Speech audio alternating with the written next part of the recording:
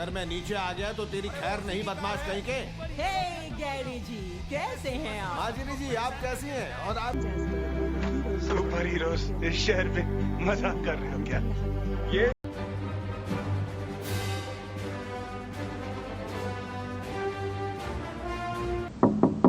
क्या आप ही हैं टोनी शार्क? हाँ, यही है टोनी शार्क। बिल्कुल सही पहचाना, शुक्रिया नामकरण के लिए।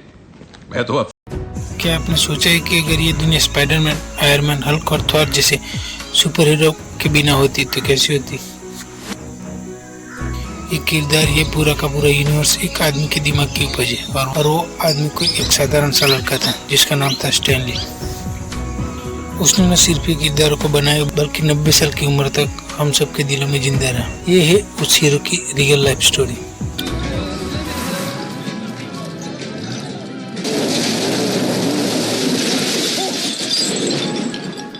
काम बना। स्टैनली का जन्म 1922 में न्यूयॉर्क के एक गरीब यहूदी परिवार में हुआ था। उनका असली नाम था स्टैनली मार्टिन लीबर।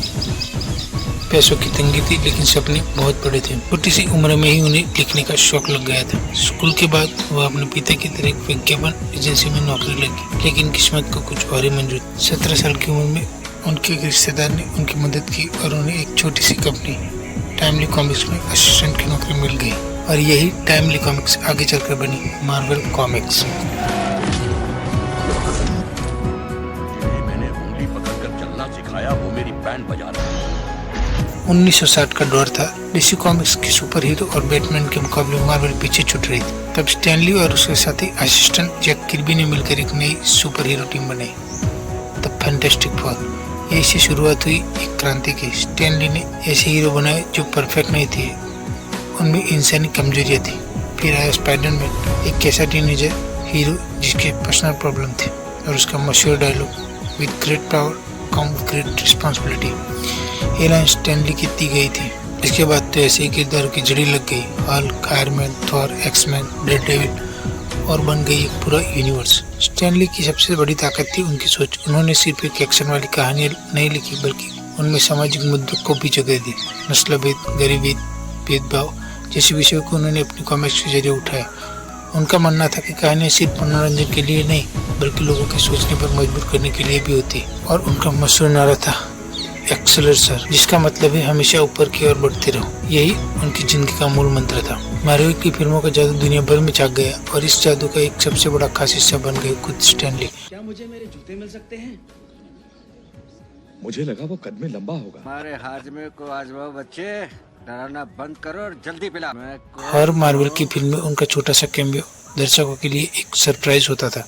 वह कभी बस का ड्राइवर बनते तो कभी बार्बर शॉप का माली तो कभी स्कूल का वॉचमैन। ये कैमियो उनके फैंस के लिए एक प्यार भरा तोहफा था। कैमियो किंग बन गया। 12 नवंबर 2018 में 95 साल की उम्र में स्टैनली ने इस दुनिया को अलविदा कह दिया, लेकिन वह एक ऐसी विरासत छोड़ गए जो सदा अमीर रहेगी। आज भी जब कोई बच्चा स्पाइडरमैन का मास्क पहनता है तब कोई एवेंजर असेंबल का डायलॉग बोलता है तो स्टैनली भी जिंदा हो जाते हैं।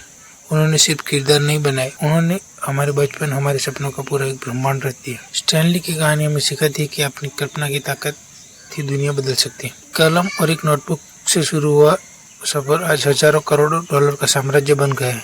उन्होंने सपने देखे और अपने सपनों को पूरी दुनिया के साथ बांटा। और अगली बार जब आप कोई मार्वल फिल्म देखे और स्टैनली को कैमियो देखे तो एक पल के लिए उस महान इंसान को जरूर याद करें। और हसमुख राय जी का तो क्या कहना, तेरी बीवी कहाँ है बुढ़ाऊ? घर की नंबर 1। इन बदतमीजों के ऊपर फिल्म बनाने से तो कहीं बेहतर होता कि मैं कुरियर बॉय का काम करता। यकीन करो, खुद पर यकीन करो। सुन, तो जानता नहीं मेरा बाप कौन है?